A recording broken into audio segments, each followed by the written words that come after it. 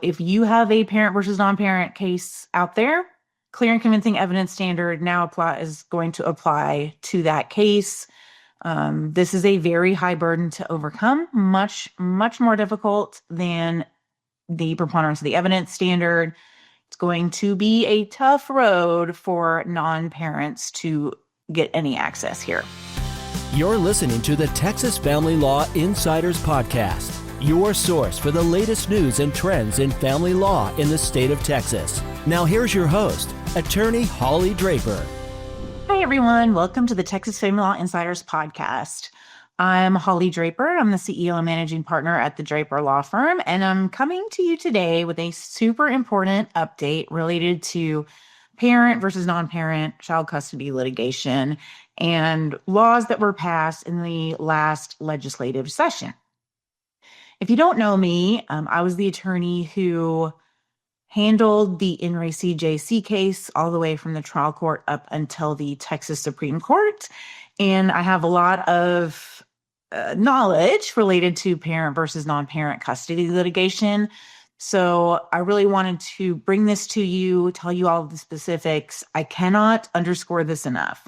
These are some very big changes that are going to really restrict what non-parents can do in Texas in custody cases. And I would consider these changes to universally be a victory for parental rights and for parents who do not want non-parents involved in their custody case.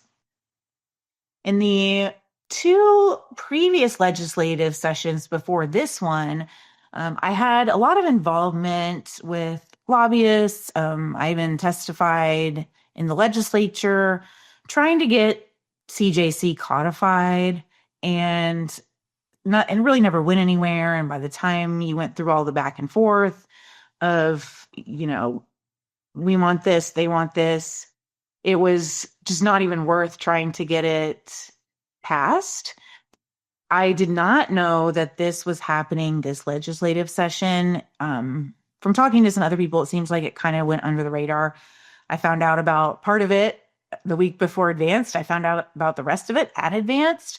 So if you don't know about this, I'm not surprised because I didn't know about it either. And I really try to stay on top of this particular area of the law. So let's dive in. The first changes relate to the standing statute under 102.003 of the Texas Family Code. Standing is the ability to file suit. If you do not have standing, you cannot file a lawsuit. And there were several standing statutes that were changed specifically to address parent versus non-parent custody situations. And as a whole, I would say that these changes made it more difficult for non-parents to have standing to file a lawsuit. The first change was to 102.003A9. This statute, until this change, was really governed by the Texas Supreme Court case of In Re HS. The precursor to C.J.C., which was In Re Clay, was about standing. And this was the statute related to the non-parent fiance that was addressed in Re Clay. The old statute gave standing to anyone who had, quote, actual care, control, and possession of the child for at least 6 months, ending not more than 90 days preceding the date of filing of the petition. In the precursor to C.J.C., so we had two mandamuses in that case. The first one was In Re Clay, second one was In Re C.J.C. In Re Clay, we tried to argue that the fiance didn't have standing because he was with, the child was living with mom in the primary residence, and he was living there for 8 or 9 months, and the child was there 54% of the time during that 8 or 9 months. The other side argued that things like getting up with the child occasionally during the night or giving her chocolate milk for breakfast, that those types of relatively menial involvement were enough to give him standing under the old statute and under In Re HS. Because of that, our client in C.J.C. had to go through litigation with the fiance, and that led to the second mandamus of CJC. So the new version of 102.003A9 gives standing to a person other than a foster parent or a caregiver who had a child placed with them by CPS to someone who has had exclusive, underscore the word exclusive, care, control, and possession of the child for at least 6 months, ending not more than 90 days preceding the date of the filing of this petition.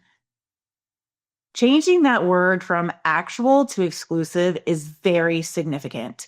There are cases, in Ray Clay is the perfect example, where mom was there. Mom was the one primarily taking care of the child, and the fiance just happened to be there and helping out. In the same way that, maybe a live-in boyfriend or girlfriend, maybe a roommate, anyone living in that house would have met that standard under In Ray Clay, under In Ray HS of actual care, control, and possession. But having exclusive care, control, and possession is a much, much, much harder burden for that non-parent to meet. And in Ray Clay, that would have ended the case right there. The fiance never would have gotten in. We never would have had to get to CJC. So we still have, this is a really interesting point here. Under subsection B of 102.003, it says that in computing the time necessary for standing under 102.003A9, among others, the court may not require the time be continuous and uninterrupted, but shall consider the child's primary residence during the relevant time preceding the date of commencement of the suit. I don't know how in the world these two things can be reconciled, how you can have someone having exclusive care, control, and possession, but it's not for consecutive time. This is something that is definitely going to play out in appellate courts in the future, I think. You're going to see it playing out in your trial courts. And I got a real issue with this provision, and I guess we'll have to wait and see what happens. So the next statute that was changed was the old statute of 102.003A11. This was removed completely. This provision gave standing to someone who lived in this primary residence of the child, with the child and the child's guardian, managing conservator, or parent for at least 6 months, ending not more than 90 days preceding the filing of the petition. And the guardian, managing conservator, or parent who was also living in the house has died. I really thought way back when that In Ray Clay was going to be about this statute because there were no constitutional protections in there whatsoever. Any random person who happened to be living in the home would have had standing to file suit under the old provision if the parent died. So this has been completely removed. This was referred to as the step-parent statute, even though it didn't require someone to be a step-parent. You just had to be living in the home. So as far as parents are concerned, I would say getting this statute removed is a huge win. The next change on this standing statute was 102.003A12 before. Now it is A11. This is a big deal when we're talking about CPS cases.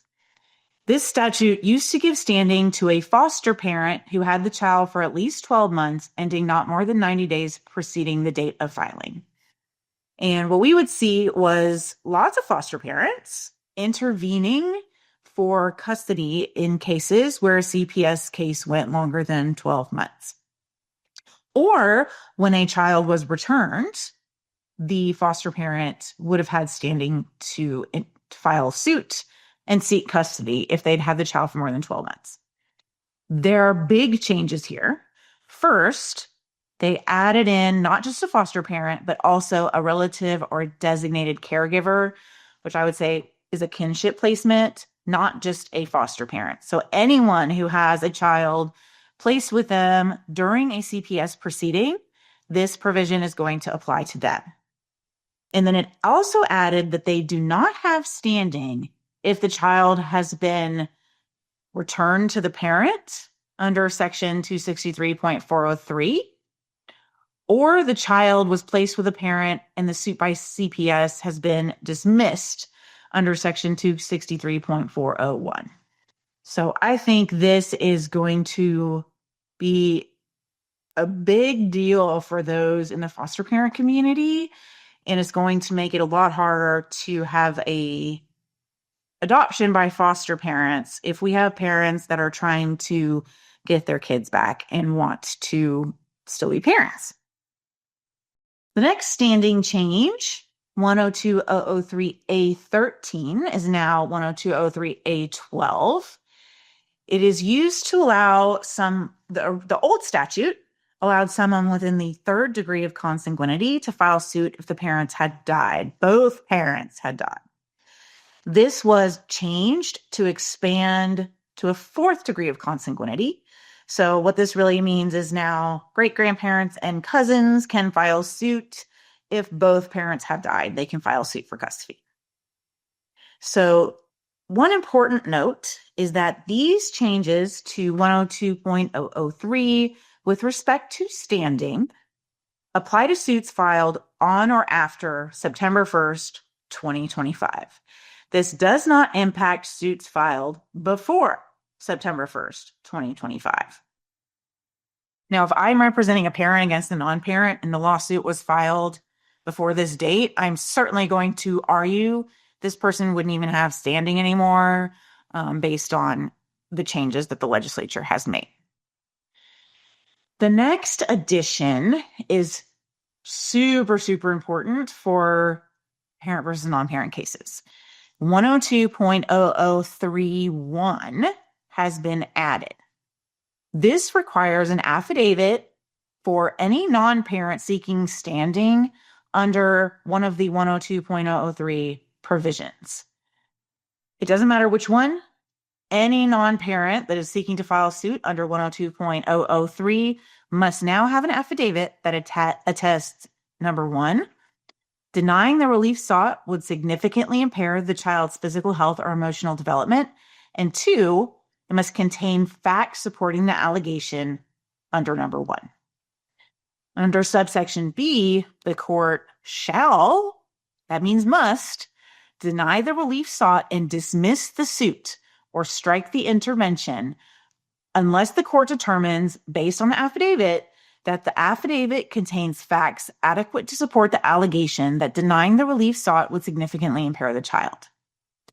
So before, this is very similar to what we already had in the grandparent access cases, but now it's going to apply to all non-parent custody cases.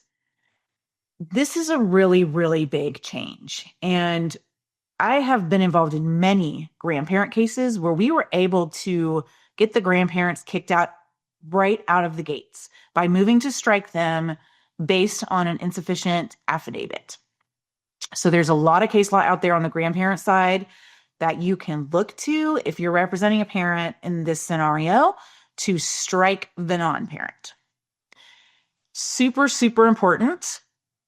This new rule for affidavits applies to any suit pending as of September 1st, 2025, not just to suits filed on or after September 1st, 2025. So what does that mean? It means if you represent a parent, again, and a non-parent has filed suit or intervened, you move to strike them. As soon as this law goes into effect, you move to strike them for not having this affidavit. And if they do the affidavit, you want to say that it is insufficient to show significant impairment. What does it mean if you're representing the non-parent? You better get that affidavit filed. Even though you filed your suit however long ago, you need to amend it and you need to attach an affidavit that is going to show significant impairment. Otherwise, you're going to get dismissed from this lawsuit before you ever make it to trial. Okay, so that ends, on standing, there was one other change to 102.004, relatively minor. This is just changing the, standing for parents and grandparents and other relatives, from third degree of consanguinity to fourth degree of consanguinity. But that statute already had the significant impairment requirement. So Now when you can show significant impairment, we're letting great-grandparents and cousins file suit in 102.04. This episode of the Texas Family Law Insiders podcast is sponsored by the Draper Law Firm, providing family law appellate representation for non-parent custody cases, jurisdictional issues, property division, standing, conservatorship, possession and access, termination, parental rights, and grandparent access. For more information, visit draperfirm.com or call 469-715-6801. Okay, moving on to the codification of CJC and the fit parent presumption. It has taken 5 years for us to get here, but now 5 years post CJC, we finally have an answer to what Justice Lehrman had brought up in her concurrence in CJC was, how do we overcome the fit parent presumption? And if you've been following what I've been doing on Starry, and you may have heard me speak on it or do a podcast on it, I predicted that Starry and CJC were going to interact or intersect, and we were going to end up with a clear and convincing standard for the fit parent presumption. And guess what? I was right. That is what the legislature has done here. We did not have to wait for the Texas Supreme Court to weigh in on it. So 153.002 says that, we're dealing with the best interest of the child and that there is a rebuttable presumption in a suit between a parent and a non-parent. 153.002A says the best interest of the child shall always be the primary consideration of the court in determining issues of conservatorship and possession of and access to the child. That is not new. But what is new is subsection B, which says in a suit between a parent and a non-parent, it is a rebuttable presumption that 1, a parent acts in the best interest of the parent's child, and 2, it is in the best interest of the child to be in the care, custody, and control of a parent. Subsection C, in a suit between a parent and a non-parent, the non-parent may overcome the presumption under subsection B by providing underscore bold italics, clear and convincing evidence that denial of the relief requested by the non-parent would significantly impair the child's physical health or emotional development. If the court renders an order in a suit granting relief to the non-parent, the court must include in that order, number 1, the specific facts that support the court's finding that denying the relief requested by the non-parent would significantly impair the child's physical health or emotional development, and number 2, the extent to which the non-parent overcame the presumption under subsection B. So that must be clear and convincing evidence because that is our new standard. It's, the finding with the specific facts, that seems like a really big thing to include in an order. We might normally see those sorts of facts in findings of fact and conclusions of law, but we don't normally see this level of detail in findings in a court order in Texas. So be really sure that your judge is doing this in any parent versus non-parent order going forward.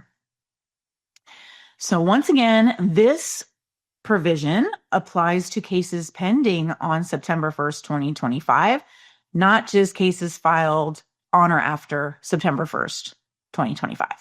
So if you have a parent versus non-parent case out there, clear and convincing evidence standard now is going to apply to that case. This is a very high burden to overcome, much, much more difficult than the preponderance of the evidence standard. It's going to be a tough road for non-parents to get any access here.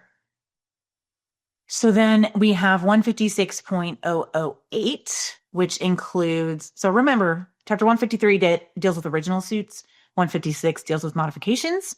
So 156.008 adds this fit parent presumption in for modifications. Specifically, it says, in a suit for modification between a parent and a non-parent, the non-parent, number 1, if required to overcome the presumption under 153.002b, which is the fit parent presumption, must overcome the presumption by clear and convincing evidence. And number 2, may not overcome the presumption under 153.002b on the basis of a prior order granting relief to the non-parent if the parent agreed to the prior order. So what does this mean? If a non-parent enters a litigation for the first time in a modification, the parent still gets the presumption a la C.J.C. If a prior order between a non-parent and a parent was agreed, parent still gets the presumption, assuming that agreed order did not say otherwise. It's possible that you had an agreed order before this that said the parties agree that the fit parent presumption has been overcome, in which case, even though it was agreed, I would argue it's not going to be resurrected based on this new statute.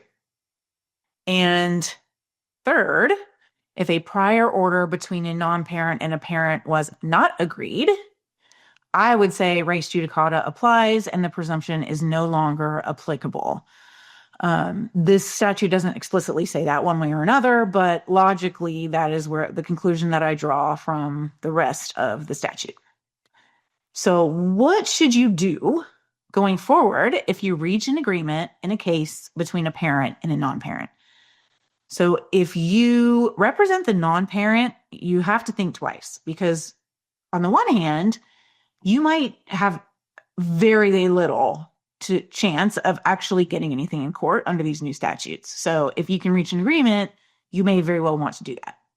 However, that agreement is not going to get you past the fit parent presumption in the future. So if that parent gets their stuff together and decides they don't want the non-parent in their life anymore, then, the fit parent presumption is resurrected.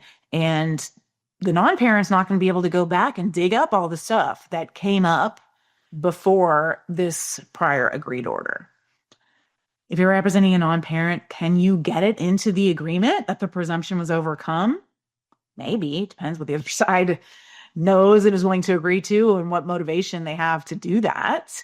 If you can, that is the only way you're going to salvage the fit parent presumption in the future as a non-parent.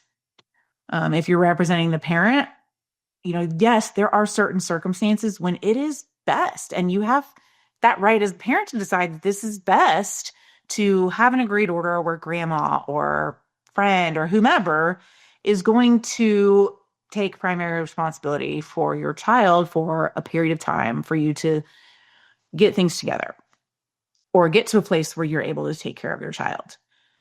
Don't agree to include in that agreement that the fit parent presumption was overcome if you can at all avoid it. Because then in the future, with res judicata, that non-parent's not going to be able to go back and dig up all the stuff you did before that agreed order. We're going to be looking from that order going forward. Are you a fit parent? So that really helps parents who may need a temporary type order. And by temporary, I don't mean a temporary order. I mean like a final order that is not going to last forever to, get through to a better place and allow a non-parent to be involved for that period of time. So I think these changes are going to really lead to a lot of issues that we're all going to have to litigate and we're all going to have to deal with in the Court of Appeals.